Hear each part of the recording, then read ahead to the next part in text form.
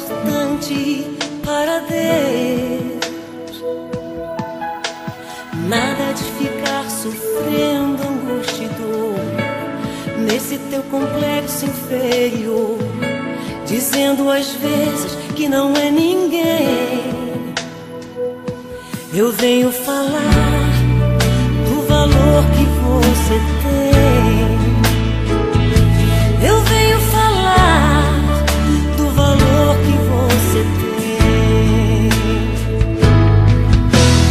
Ele está em você, o Espírito Santo se move em você, até com gemidos inexprimíveis, inexprimíveis.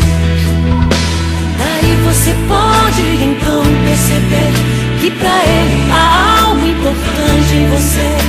Por isso levante, cante, exalte ao Senhor. Você tem valor, o Espírito Santo se move em você.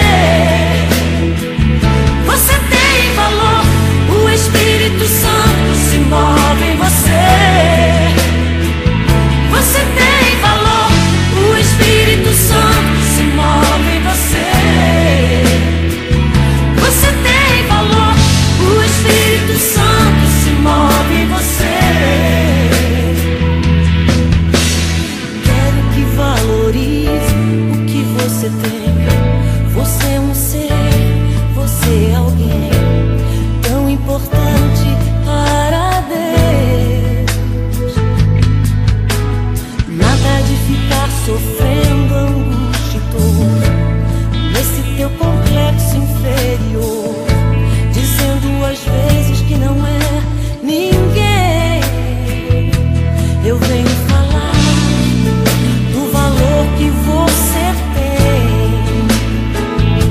Eu venho falar do valor que você tem.